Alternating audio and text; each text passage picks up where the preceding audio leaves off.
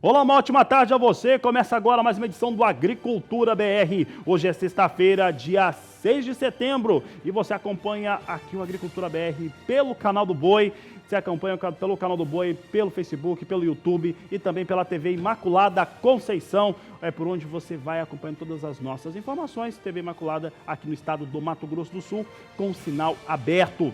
E na edição de hoje do Agricultura BR você vai ver informações a respeito do entendimento da UNICA, que é a União Nacional das Empresas, das Indústrias que trabalham com processamento de cana-de-açúcar, sobre a elevação da importação sem tributos de etanol dos Estados Unidos. Vai ter isso aqui no Agricultura BR.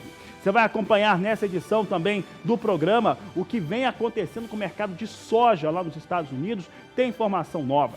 E olha só, eu estava dizendo isso essa semana, e o estado do Paraná deve ser mesmo aquele que vai começar o cultivo da soja primeiro. Está bem úmido o solo, tem expectativa de chuva, você vai entender o que vai acontecendo por lá no dia de hoje. Tem também o estado de Goiás, que antecipou o momento de vazio sanitário final para iniciar o cultivo da soja. E você vai acompanhar no Agricultura BR desta sexta-feira o que acontece com o mercado do boi, mercado da soja, do milho, físico e futuro e muito mais.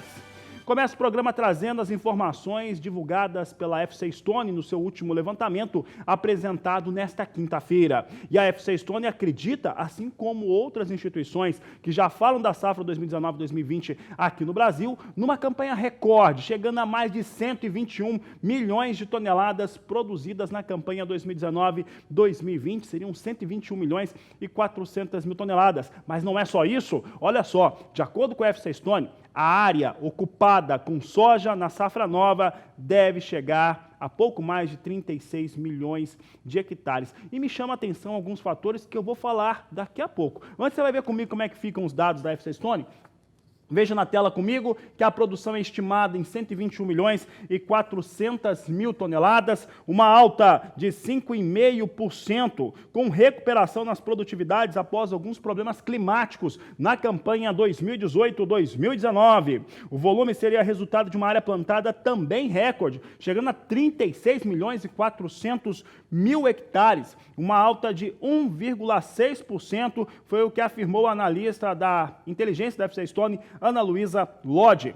Ela diz mais, de acordo com ela, de acordo com a consultoria, vai haver expansão sobre pastagem em Mato Grosso e Mato Grosso do Sul. Esse fato é interessante, tá? Soja expandindo sobre área de pastagem em Mato Grosso e Mato Grosso do Sul. Sobre esse tema, pode colocar aí na tarja aí a informação, sobre esse tema, eu quero que o produtor rural entre em contato conosco, entre em contato pelo WhatsApp, 67996562266. O que nós queremos saber? Você que é produtor rural, você que trabalha com pecuária, se a sua região, se a sua fazenda está cedendo mais áreas em relação à soja. Aqui a empresa de consultoria, a FC Stone, uma das maiores do mundo, está dizendo que vai crescer a área de soja sobre áreas de pastagem no Mato Grosso e no Mato Grosso do Sul. Então, se você está vendo isso em qualquer parte do país, se o planejamento é esse, entre em contato conosco aí pelo WhatsApp, 67996562266.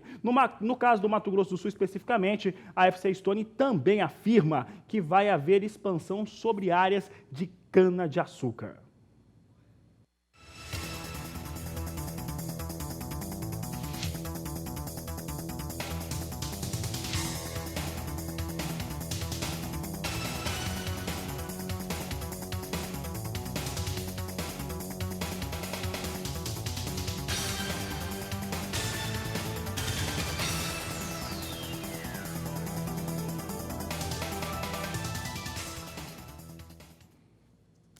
E um levantamento feito pela Embrapa aponta que entre os anos de 2010 e 2015 houve uma elevação nas áreas de cultivo no Brasil que trabalham com integração lavoura-pecuária de 108%. Você vai acompanhar agora uma reportagem que mostra como é que foi esse desenvolvimento no estado do Rio Grande do Sul. Quando decidiu tocar a propriedade da família logo após a formação em agronomia, Ana Luísa não teve dúvidas de que era preciso aliar a pecuária com a agricultura. Na época, a mãe era a maior criadora da raça Devon no mundo. E foi justamente a necessidade de aumentar a oferta de alimento para o gado que fez a pecuarista disponibilizar as terras para o plantio de arroz. Na verdade, eu digo que a integração pecuária-lavoura, que a pecuária está puxando o carro todo. Tá? Além de eu ser a proprietária, a gente tem essa parte da lavoura com o meu parceiro, a gente trabalha meio a meio. Eu quis fazer isso logo que eu me formei e comecei a trabalhar exatamente para poder cuidar das minhas terras, do meu solo. E é claro que a gente tem que ter agricultura na fazenda, óbvio. A lucratividade, se você for fazer por hectare, é muito maior na agricultura do que na pecuária, mas não podemos reclamar também da pecuária. Então, eu acho que é uma coisa muito boa para todo mundo, para nós dois. Da experiência na primeira safra, em 1984, saiu uma parceria que perdura até hoje, entre Ana Luísa e o produtor rural Carlos Alberto Iribarren. Ao contrário de outras propriedades onde o dono da terra aluga a área, ela participa ativamente da produção. Acompanha todo o processo, desde a seleção de sementes até a armazenagem do arroz. Iribarren entra com as máquinas e a mão de obra, e os insumos são comprados em conjunto. Então a integração surgiu de uma maneira que nós lavoura, pudéssemos ajudar a pecuária, fornecendo equipamentos, plantando, porque a lavoura tem o perfil, tem a vocação com máquinas, com pessoal, que nós já temos, né? Então nós fizemos essa parte aí, oferecendo uma condição melhor de comida para o gado, para que nós tivéssemos a disponibilidade mais cedo. Isso realmente se consolidou e hoje é um processo de muito sucesso. O tipo de manejo garante à Estância da Gruta uma das mais altas taxas de produtividade de arroz no Rio Grande do Sul. São 7 toneladas por hectare, enquanto a média do estado é de 5 toneladas por hectare. E além do arroz, a soja também ganhou espaço por aqui, aumentando ainda mais a lucratividade da lavoura. Fizemos uma área com soja. Quando nós plantamos a soja, nós aplainamos esse solo, deixamos pronto, uma condição muito boa, colhemos soja, em cima dessa colheita de soja vem a implantação de pastagem. Aí essa pastagem fica por 3, 4 anos até que ela comece a entrar em degradação. A partir daí nós entramos com arroz direto no campo, não se mexe no solo. Se faz essa taipa que vocês estão vendo aqui direto no campo, depois o gado fica, não tem nenhum problema que o gado fique. Quando chega agora, nesse período agora que está acontecendo, eles têm que tirar o gado para nós fazer uma dessecação para poder implantar essa lavoura a partir de 20 de setembro. Porque esse processo aqui de plantar no campo, ele funciona muito bem, mas tem que ser plantado num período anterior, de preferência a 2 chuvas boas, porque a chuva afrouxa esse solo, dá uma condição de emergência do arroz muito melhor. O sistema de integração lavoura-pecuária deu tão certo que hoje a Estância da Gruta tem uma produtividade média de 210 quilos por hectare na pecuária, 216 sacos por hectare no arroz e 66 sacos por hectare na soja. Uma fórmula de sucesso que já dura 30 anos. Com alimentação abundante para o gado, em 93, Ana Luísa decidiu implantar um sistema de franquia para a produção do composto Montana, um cruzamento de diferentes raças que geram animais rústicos e adaptados ao clima tropical. Eu acho que a gente trabalhar fazendo o que você gosta muito, tem que dar certo, né?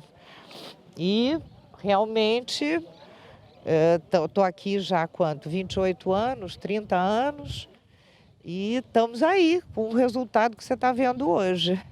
Hoje, o sistema de integração lavoura-pecuária da Gruta é exemplo para muita gente. As porteiras da estância estão abertas em dias de campo, onde produtores rurais podem conhecer de perto essa fórmula de sucesso e adaptar em suas propriedades. É o que fazem Mauro e o filho Rafael, em Santa Vitória do Palmar, também no Rio Grande do Sul. Começou a lavoura pecuária, já vem uma história antiga do meu pai, né? Então ele em 1960 ele começou a plantar arroz, começou a integração. E daí para cá não parou mais. Agora a gente está no 10 anos, fechando 10 anos que entrou a soja, que hoje a gente está com 50%, meio a meio no sistema ping-pong, né? De arroz e soja. e mais a pecuária, né? Essa integração aí que tá andando bem. Trabalho bem definido, integração lavoura-pecuária, você viu que subiu bastante em 5 anos, de 2010 a 2015, de 5 milhões para 11 milhões de hectares, aí com esse tipo de atividade. É o futuro. Se diz que toda a área de produção vai ser dessa maneira, é sustentável sobre o aspecto de meio ambiente e também de rentabilidade. E do Rio Grande do Sul eu vou para Goiás agora. Alô Goiás, alô produtor de soja. Olha só, foi publicado no Diário Oficial do Estado de Goiás a antecipação do final do vazio sanitário da soja. Então, atenção para a data. A partir deste próximo dia 25 de setembro, vai estar aberta a temporada de plantio em Goiás. Essa é uma solicitação e um debate antigo em Goiás e ficou mais forte depois que o estado de Minas Gerais ficou com um calendário parecido com o dos estados do Mato Grosso e do Mato Grosso do Sul, onde o vazio sanitário encerra no dia 15 de setembro. Por Goiás, muito se falou de trazer o final do vazio sanitário para o dia 15, só que aí não foi dessa maneira. De acordo com os estudos do Estado, isso foi considerado a precipitação pluviométrica.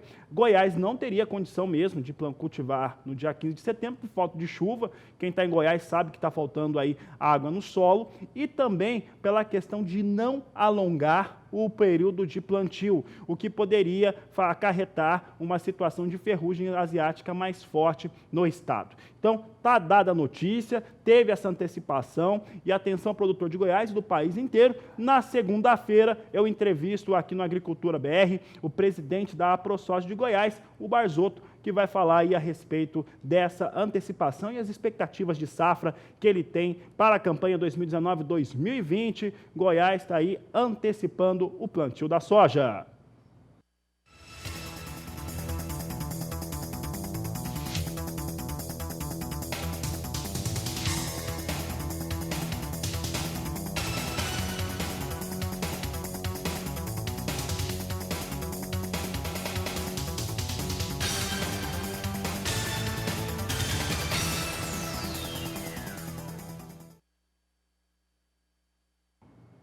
Continuo falando de soja, agora o cenário internacional, e eu falo do relatório de vendas e exportações, que tradicionalmente é apresentado na quinta-feira. Como nesta semana, segunda-feira, foi feriado nos Estados Unidos, Dia do Trabalho, então foi divulgado nesse dia 6 de setembro, sexta-feira, o relatório de vendas e exportações, que trouxe um bom volume de vendas para os Estados Unidos, com destaque para o México, que comprou mais de 400 mil toneladas para entrega na campanha 2019-2020 dos norte-americanos. Vamos ver na tela como é que ficou o cenário aqui de vendas. Você tem aqui a semana encerrada em 29 de agosto, com 788.400 toneladas de soja vendida pelos norte-americanos, entrega na campanha 2019-2020, trazendo aí um número acima do que o mercado esperava. O mercado esperava uma mediana de 700 mil toneladas, então foi forte a venda norte-americana. Destaque, como eu disse, ficou para o México, seguido do Egito,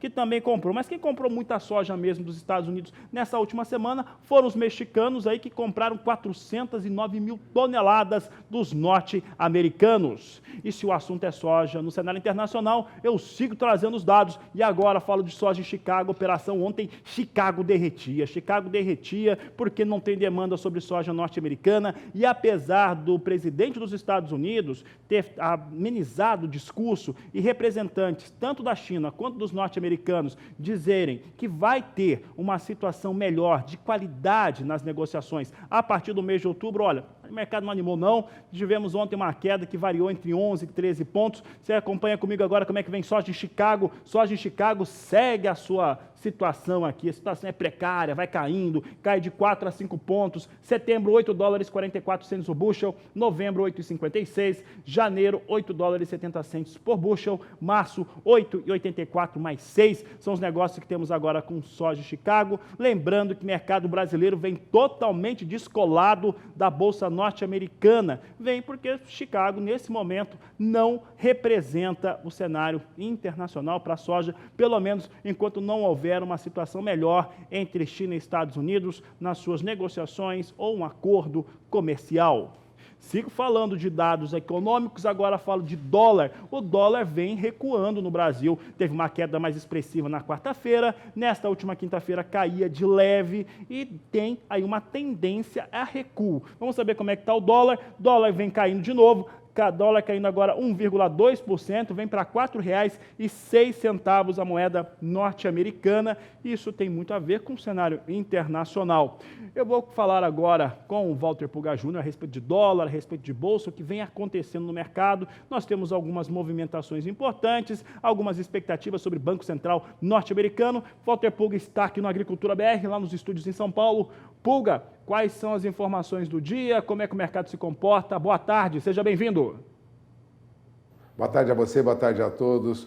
Bom, o dólar já abria negociações de novo hoje em baixa, logo na abertura dos negócios. Chegou a arrasar fundo, viu? Chegou a recuar para R$ 4,05 mais 61, ou seja, deixou para trás, pelo menos por um período, né? Em um período bom da manhã, aquela faixa de R$ 4,07, R$ 4,09, ou seja, trabalhou abaixo de R$ 4,07. Agora, por que isso está ocorrendo, Fabiano? É que o crescimento do número de empregos nos Estados Unidos desacelerou mais do que esperado agora no mês de agosto. As contratações no varejo caíram pelo 7º mês consecutivo. Portanto, a oferta de emprego nos Estados Unidos reduziu. No entanto, o que mantém a atividade ainda com expectativas positivas lá nos Estados Unidos é que os ganhos salariais suportam agora os gastos dos consumidores e mantém até a economia em expansão, mesmo com a ameaça dessas tensões comerciais, né? Alessandro Paganello conversava comigo hoje pela manhã e mostrava no seu relatório que os empregos nos Estados Unidos, dados divulgados ontem pelo Departamento do Trabalho, naquele chamado payroll, né, mostrou que o crescimento mais lento do emprego nos Estados Unidos está alinhado com a queda acentuada nas medidas de indústrias, de manufatura e serviços, né? Bom, a taxa de desemprego permaneceu inalterada, ainda é 3,7% e se mantém pelo 3º mês consecutivo.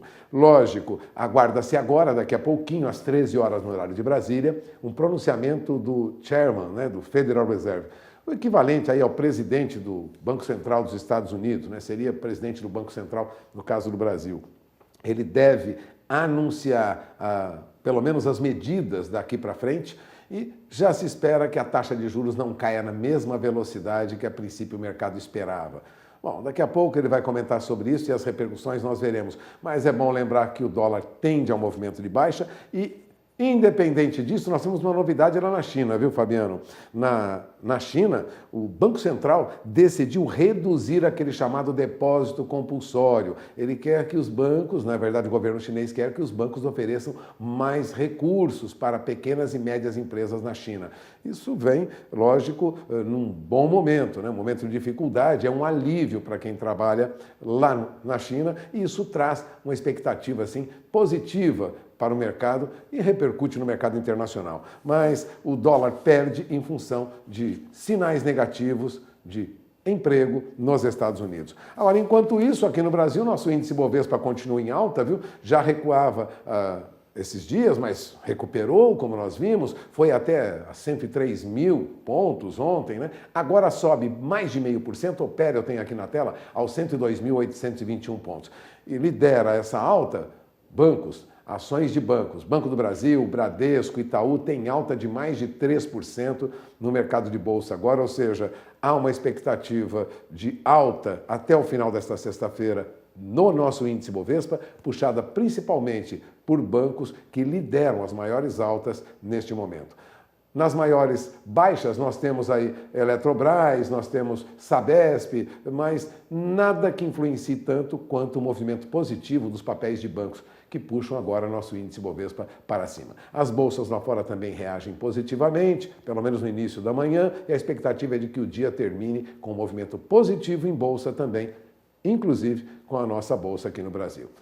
Fabiano, parece que dólar em queda, bolsa recuperando é um bom sinal, há uma acomodação no mercado. É esperar a semana que vem o desenrolar das negociações com os Estados Unidos, que a sinalização vem vindo lentamente. Lembrando que elas só retomam mesmo em alto nível, como nós comentamos ontem, a partir de outubro. É com você. Tá certo, Walter Pulga, obrigado pela participação. Daqui a pouco a gente traz mais destaques aqui direto de São Paulo. E eu sigo falando a respeito dos fundamentos da soja. Vamos saber como é que vem os valores de paridade nos portos brasileiros. Nós destacamos Santos e Paranaguá. Você tem aqui Santos e Paranaguá com novo recuo. Olha só, Santos vai recuando da marca de R$ 87,00 a saca nesta última quinta-feira para R$ 85,70 a saca nesta sexta-feira. Vai encerrando em queda. O dólar cai, então vai trazendo efeitos sobre os preços de paridade. Paranaguá vem R$ 86,50, perde menos, mas perde também valores aí de negociação com a saca de soja nos portos do Brasil. E a Agricultura BR vai para o intervalo comercial. Daqui a pouco eu volto trazendo para você informações do mercado do milho. Aproveite para entrar em contato conosco. Você entra em contato através do nosso WhatsApp. O número é 67996562266. Eu volto já.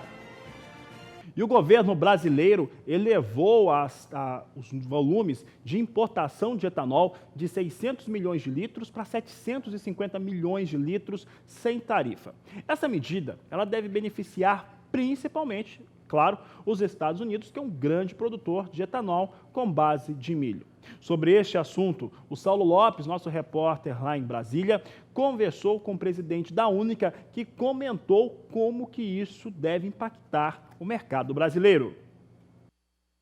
O governo federal autorizou o aumento da cota de importação de etanol dos Estados Unidos para o Brasil, de 600 para 750 milhões de litros até agosto do ano que vem.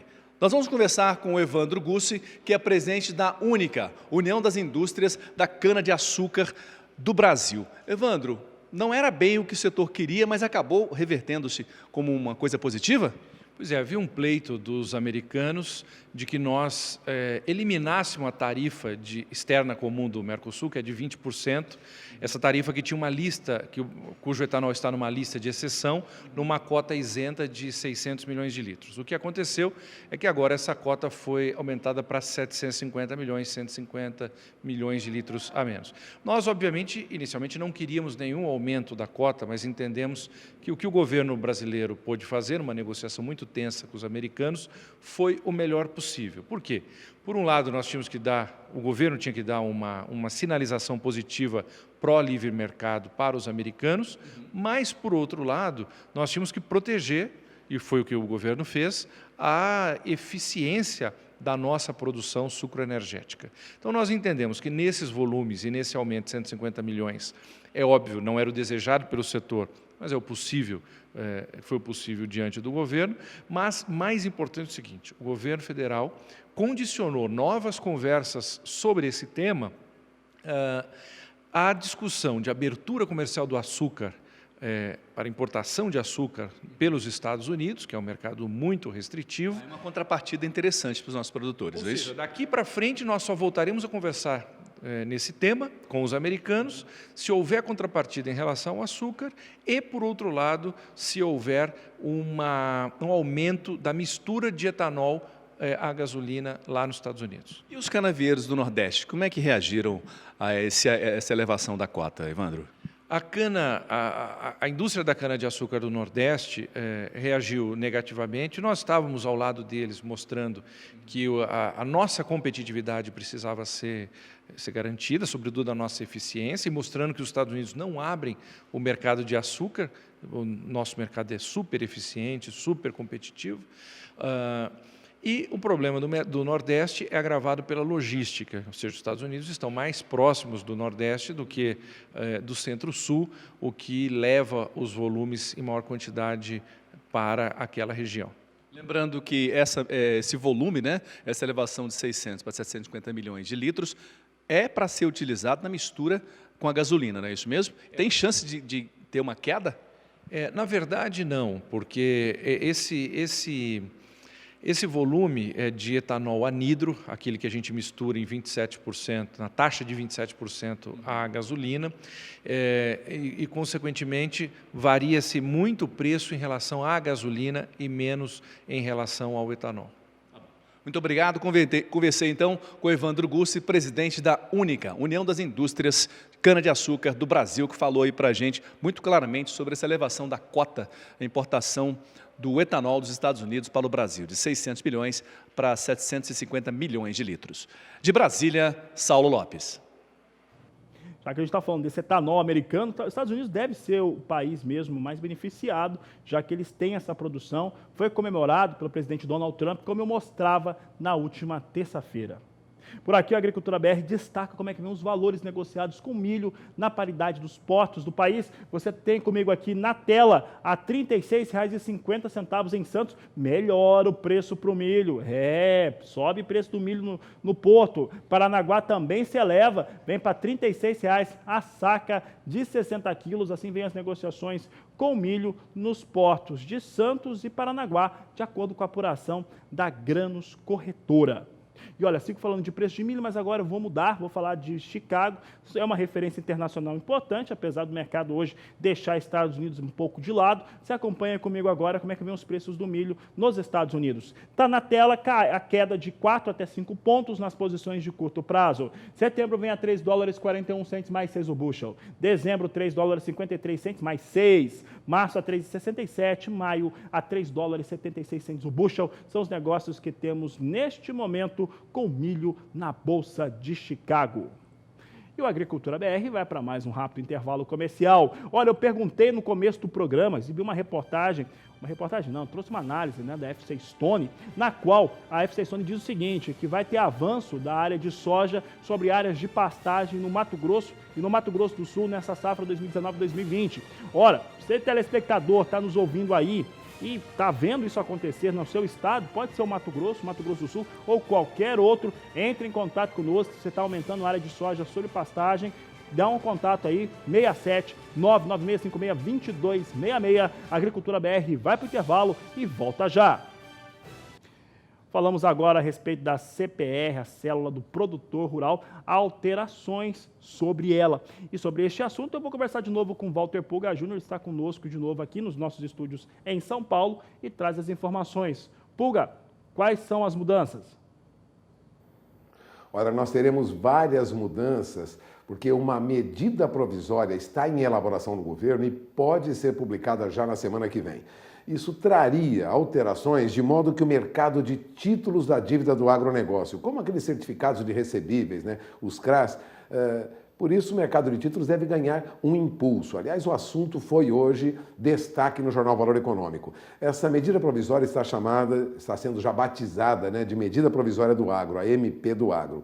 O jornal Valor Econômico teve acesso aos primeiros esboços desta medida provisória, que foi encaminhada já nesta semana pelo Ministério da Agricultura para o Ministério da Economia e também para o Banco Central. E esse documento, Fabiano, que ainda tem chance de ser alterado, lógico, deve ser encaminhado à Casa Civil para assinatura do presidente Jair Bolsonaro logo mais. Bom, essa medida provisória, ela seria uma forma de estimular o mercado desses títulos, e mudaria, por exemplo, a CPR. CPR hoje não pode ser emitida em moeda estrangeira, passaria a ser emitida também em moeda estrangeira. Vale lembrar que desde 2016, uma lei já autoriza a emissão de certificados de recebíveis do agronegócio, os chamados CRAs, e também dos certificados de direitos creditórios do agronegócio, CDCA, indexados em moeda estrangeira. Já é permitido por essa lei. Mas não houve apelo porque as cédulas de produtor rural, usadas como lastro desses papéis, eram emitidas em reais. Portanto, nós teremos em breve mudanças na CPR que permitiriam, com isso, obter financiamento até no estrangeiro. Aliás, a emissão, em alguns casos, de CPRs lá fora, desses documentos creditórios lá fora. Portanto, teríamos financiamento para o agronegócio também vindo do exterior. Ainda não está pronta a regulamentação, já há 3 meses o governo estuda detalhadamente esse assunto, mas isso está para ocorrer já já. Na semana que vem nós teremos já provavelmente a liberação de CPR em dólar. Bom, as condições para indexação da moeda estrangeira, ela vai ocorrer e seria dado como garantia, na verdade, referenciado e negociado em Bolsa de Mercadorias e Futuros. Portanto, nós teríamos aí uma amplitude muito grande. Resumindo, isso pode trazer para o agronegócio brasileiro 25 bilhões de reais em financiamento. Com as CPRs, Já se estima aí perto de 100 bilhões de reais em alguns anos. Portanto, é uma forma nova de trabalho que vai avançar muito no financiamento do agronegócio. Isso vem, lógico, como consequência da intenção do governo, já sinalizada desde o ano passado, de retirar volume de recursos em financiamento subsidiado para o agronegócio brasileiro. De modo que cria-se agora condições para que esse dinheiro venha do mercado de capitais. De acordo com uma fonte ouvida pelas jornalistas Flávia Furlan e Thalita Moreira, do jornal Valor Econômico, o mercado de crédito lastreado por CPR tem o potencial mesmo de alcançar 100 bilhões de reais com essas novas regras. Mas, mais importante que esse volume financeiro, será o que vai provocar no setor.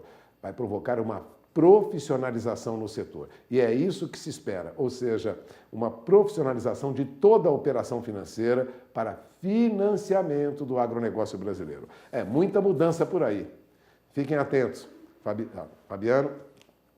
Obrigado, Pulga. Boa tarde a você.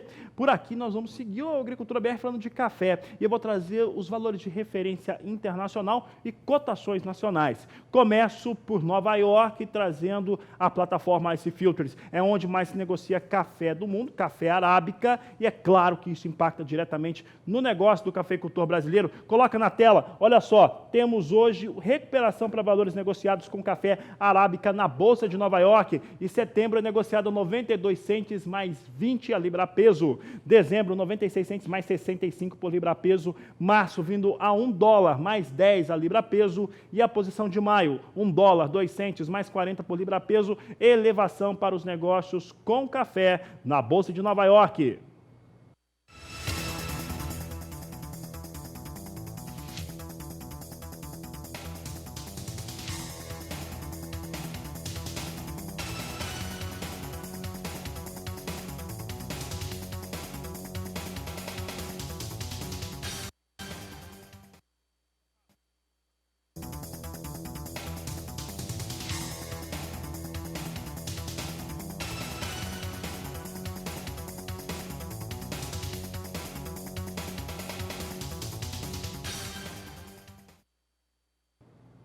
Por aqui agora você acompanha como é que vem a referência internacional para o café robusta. É um importante parâmetro para o café Conilon produzido no Brasil. Nós temos aqui robusta, negociado na Bolsa de Londres, vindo com elevação agora, uma elevação que vai de 1,8% até 2%. Novembro a $1.298 a tonelada, janeiro $1.320 a tonelada. São números muito mais modestos do que aquele que nós vimos há um ano, né? Tem recuperação na produção vietnamita, recuperação na produção brasileira no estado do Espírito Santo e com isso o robusta recua no mundo todo. Março vem a $1.342, enquanto maio $1.369 a tonelada são os números de referência para o café robusta.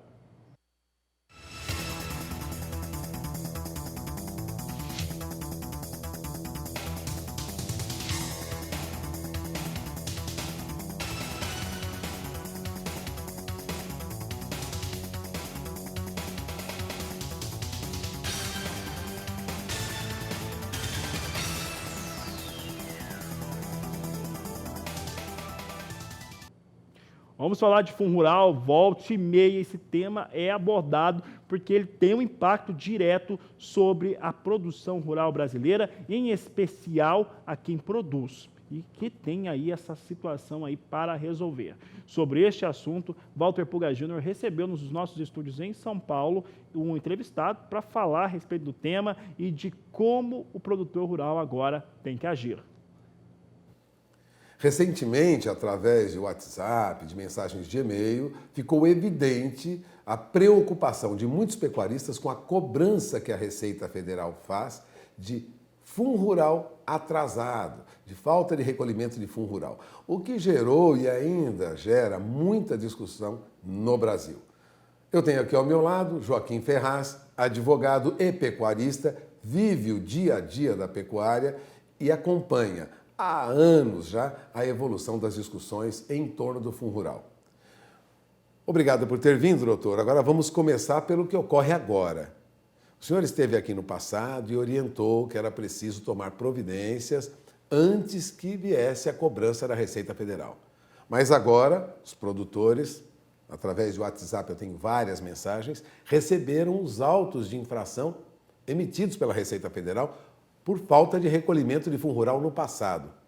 Daqui para frente, o que acontece? Pulga, nós antevemos essa situação há algum tempo, quando aqui mesmo no seu programa falávamos das perspectivas da disputa entre governo, entre Receita Federal e o produtor. Naquela época, nós avisamos, advertimos que a Receita Federal, após a pacificação da legislação do Fundo Rural, que está pacificado desde 1º de janeiro do ano passado, iria empreender pelas vias legais as cobranças dos produtores, sejam eles pessoas físicas ou pessoas jurídicas. O que a gente está vendo agora acontecer, e isso está causando esse burburinho, está causando essa discussão, né, nos grupos ligados à atividade do agronegócio, é a materialização disso, ou seja, está chegando no contribuinte, no produtor rural, o auto de infração cobrando o Fundo Rural do período dos últimos 5 anos, do período negro do Fundo Rural, do período que se discutia muito a legalidade dessa cobrança. Naquela época, quando falávamos aqui sobre o acontecimento desse fato, nós prevíamos que poderia o produtor simplesmente aguardar o desfecho, porque muito se falava também politicamente que haveria uma ingerência do novo governo para encerrar esse passado do Fundo Rural e valer da agora para frente só do período novo, né, da nova legislação do Fundo Rural, ou alguns, como aconteceu em diversos estados, em diversas associações, o produtor ingressou judicialmente pedindo suspensão de exigibilidade de débito, declaração de inexistência de débito, mas muitos deles simplesmente não fizeram nada, contaram com a sorte. Agora estão se vendo diante da formalização da cobrança pela Receita Federal do Fundo Rural retroativo aos últimos 5 anos. E o que fazer agora com essa formalização? A Receita já formalizou a cobrança. Daqui para frente, o que o pecuarista, o que o produtor rural tem essa cobrança deve fazer? O contribuinte produtor rural que recebe o auto de infração da Receita Federal deve adotar a partir de agora uma série de cautelas, porque ele enfrentará a Receita Federal numa disputa onde ela pretende constituir um crédito tributário contra ele e ele pretende se eximir, né? Se ver livre desse pagamento. É necessário fazer um planejamento muito bem feito sobre como se defender, porque se isso não for empreendido adequadamente, ele pode se ver daqui a pouco tempo derrotado nessa disputa com a Receita Federal e iniciado um processo de cobrança judicial. Nessa cobrança judicial, também, se não for feita uma defesa muito bem feita, muito bem fundamentada, como inclusive com precedentes que já existem hoje favoráveis, ele poderá se ver numa situação onde a Receita Federal poderá ter contra ele uma ordem de penhora de ativos que ele tenha financeiros, de ativos que ele tenha de safra depositados em armazéns ou cooperativas e até mesmo de penhora da sua propriedade rural e de seus bens. Então é muito importante tomar uma atitude agora. O senhor lembrava pouco antes dessa entrevista que nós temos algumas alternativas para quem ainda não tomou essa atitude e já recebeu a cobrança da Receita. O que fazer? Bom, o prazo de defesa para essa notificação de autuação da Receita Federal, ele é de 30 dias. Então, o primeiro passo é procurar e se servir de profissionais e especialistas no assunto, né, da área tributária, da área fiscal, que de preferência tenham uma conduta já bastante técnica, precisa, contundente, precedentes, né, nessa área de vitórias contra a Receita Federal nesse assunto, para fazer a impugnação ao auto de infração. Nessa impugnação é possível juntar provas, documentos, fazer perícias, ou seja, é um processo administrativo, tá? Vale fazer um esclarecimento muito importante que nessa fase agora não existe ainda uma dívida constituída em benefício da Receita Federal. Há uma acusação da existência dessa dívida. Então, o produtor precisa se defender nesse primeiro momento através de uma impugnação, produzir uma exauriente prova, ou seja, se valer de todos os meios de prova lícitos possíveis nessa época, e ele terá, ao final dessa fase inicial, um julgamento, tá? Esse julgamento dará cabo à decisão de os argumentos dele são acolhidos, são procedentes, a Receita Federal vai anular essa dívida ou não, né? E normalmente essas decisões estatisticamente são mantidas, né? Se corrige nessa fase administrativa, na primeira instância, erros de autuação, que também vão ter que ser verificados se o auto de infração em si preencheu todos os requisitos de legalidade que ele tem que se revestir, né? Passa um pente fino. Pronto. E dessa decisão de primeira instância, ele poderá, se a decisão não for favorável, interpor um recurso administrativo. Nesse recurso administrativo não há mais produção de provas. Se discute direito com base nas provas já produzidas na primeira instância. Há também um julgamento colegiado, né, por uma turma do recurso interposto contra a decisão de segunda instância. E, por fim, após a decisão de segunda instância, há a última tentativa de reverter isso na esfera administrativa, que é com o recurso para o Conselho de Contribuintes Federal, para o CARF, para o Conselho Administrativo de Recursos Federais. No CARF, historicamente, se consegue decisões administrativas mais consistentes, mais sopesadas, mais analisadas, olhando inclusive o que o judiciário tem decidido sobre aquilo. É um julgamento onde há representantes dos contribuintes e também representantes do governo, ou seja, é um cenário mais equilibrado. Agora, se dessa disputa em 3 instâncias administrativas prevalecer que ele é devedor, aí sim haverá uma dívida constituída, porque a Receita Federal fará a inclusão dessa dívida na dívida ativa e extrairá um título chamado CDA, Certidão de Dívida Administrativa. E é essa certidão que vai subsidiar o início da execução fiscal contra o contribuinte. Com a inclusão do débito em dívida ativa, o contribuinte passa a perder a emissão da certidão negativa. E essa certidão negativa hoje é indispensável na vida do produtor, porque ele não consegue celebrar uma série de atos comuns do dia a dia, financiamentos, capitais de giro, investimento, porque ele não está em dia com as contas com o governo federal. Aí a vida do produtor ficará mesmo muito difícil. Possivelmente inviável, porque o setor está alavancado, né, em crédito rural. Poucos produtores hoje podem se dizer pessoa física ou jurídica que não depende de algum tipo de investimento originário dos bancos públicos e dos bancos privados. Mas há ainda uma outra possibilidade depois de toda esse processamento que ocorre na área administrativa, que é a justiça. Ainda é possível recorrer à justiça? Depois de toda essa tramitação administrativa, ainda é possível, sim, ao produtor se valer de medidas judiciais. Agora, nessa fase inicial, o ideal é priorizar a via administrativa e não inaugurar a via judicial. Essa é a minha posição, porque a via administrativa possibilita que o contribuinte se defenda com mais conforto do que na via judicial. Há um entendimento de quando você, existindo a via administrativa, inaugura a via judicial, você desistiu tacitamente da administrativa. E muitos assuntos podem ser resolvidos pela via administrativa.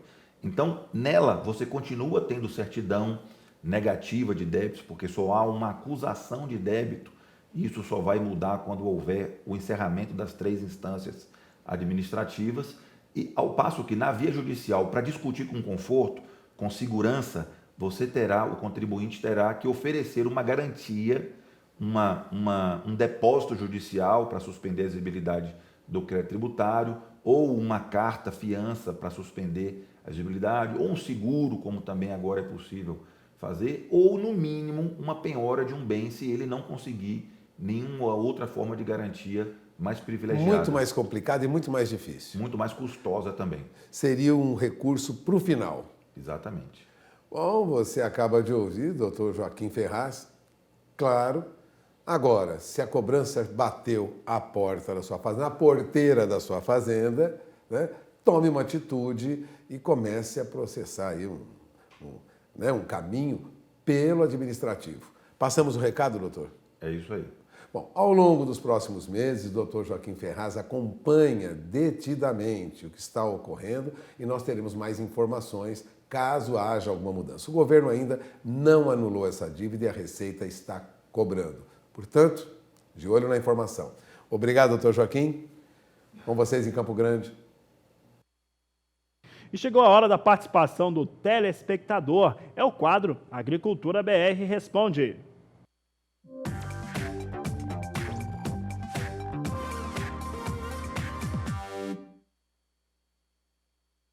Tem participação do telespectador. Olha, tem uma reportagem que nós fizemos, eu fiz lá em Goiás semana passada, mostra uma produção de fertilizante em confinamento a partir de pó de rocha. O pessoal está gostando muito. Tem gente querendo produzir também confinamento, quer colocar na pastagem, na sua área de agricultura. Vamos ver quem está participando conosco. Tem participação aqui na tela. Veja só, aqui eu trago destaque de Túlio Ribeiro. Ele é de Minas Gerais. Ele diz o seguinte: boa tarde. Se possível for, gostaria que me enviassem material informativo sobre a utilização do pó de rocha. Vamos enviar. Tenho rochas na fazenda com características físicas passíveis de serem moídas. Estão situadas em meio a solo, lata-solo roxo, autotrófico e distrófico. Está aí o recado do Túlio Ribeiro, participando aqui do Agricultura BR. Falou até o tipo de rocha que tem na sua propriedade, pelo jeito ele está querendo extrair. Eu já vou falar que vai acontecer aí com os produtores, os telespectadores estão mandando aí perguntas a respeito do pó de rocha. Está na tela mais uma. Veja só comigo que aqui é o Sérgio, também de Minas Gerais, no município de Caparaó. Boa tarde, trabalho com uma pequena plantação de café. Vi a reportagem sobre pó de rocha e queria mais informações. Está aí o produtor de café, cafeicultor, querendo fazer aí também a utilização dessa tecnologia de agricultura sustentável. Vamos para mais uma pergunta aqui, ou mais uma participação. José de Almeida Moura, Jataí, Goiás. Ele diz o seguinte: olá, sou pecuarista, gostaria de saber informações sobre o pó de rocha. São as participações, deixa eu confirmar se tem mais uma, é isso? Não, daqui a pouco talvez, não dá mais para colocar nesse programa, mas olha só, os produtores rurais, pode colocar essa imagem na tela, é a imagem que foi feita na reportagem que nós realizamos na semana passada, eu estive presente. Agora vocês aí na produção, colocam o contato de WhatsApp da Agricultura BR, porque isso tem tudo a ver uma coisa com a outra. Esse confinamento, esses animais já morreram, tá? Morreram todos. Morreram nesse último dia 2, foram todos para o abate, são 1.630 animais, cota Europa, estavam nesse confinamento aí. A diferença de confinamento é o seguinte, ele foi forrado, né, o chão ali é de terra, foi forrado com pó de rocha, que juntamente com o excremento do gado, fezes e urina, fez aí, durante esses 4 meses de confinamento, fertilizante organomineral, agricultura sustentável, produção sustentável. E isso trouxe aí um fertilizante com alto grau de NPK, né, trouxe aí, vai ser aplicado esse fertilizante produzido aí nessa área, todo utilizado na própria fazenda, na área de produção de soja. Então, temos aí um resultado. E todo mundo está querendo saber. Então, olha só, você quer saber mais, quer ter mais informações, entre em contato com a Agricultura BR, 6799656-2266 é o nosso contato. O que nós estamos respondendo aí para os produtores rurais? O contato do nosso consultor técnico aqui do Canal do Boi, que também é um grande entendedor do assunto, e também da assistência técnica que faz esse tipo de trabalho lá em Goiás. O conheci no estado de Goiás na semana passada, nós vamos passar o contato, que aí ele vai fazer as orientações aí para esses produtores rurais interessados aí em saber mais sobre agricultura sustentável, pó de rocha e muito mais. Então aí os números que estão sendo apresentados, os dados que estão sendo apresentados e que a gente está bastante contente de ter essa participação. Você viu que teve todo tipo de produtor, né? Teve produtor aí de agricultura, cafeicultor, também pecuarista, todo mundo muito interessado em melhorar a sua produção, produzir de maneira mais sustentável, com respeito ao meio ambiente e, claro, com uma rentabilidade melhor. O Agricultura BR vai para mais um intervalo comercial. Daqui a pouco nós voltamos com as últimas informações desta edição. Agricultura BR de volta, e agora nesse momento final eu trago como é que vem a movimentação no mercado da soja e também do dólar. Soja nos Estados Unidos, dólar aqui no Brasil. Soja em Chicago vem acumulando nova queda. Tem poucas perspectivas de melhora, mesmo com uma situação ainda de risco sobre a safra norte-americana. A safra dos Estados Unidos ainda deve enfrentar problemas climáticos, principalmente por conta do frio nas áreas de produção no meio oeste dos Estados Unidos. E é com soja em Chicago que eu começo agora. Trago as informações de Chicago, mostrando aqui queda. A posição de setembro, de mais curto prazo, logo vai ter essa migração para a posição de novembro, vem perdendo 5 pontos, 8 dólares 44 centes mais 6 o bushel.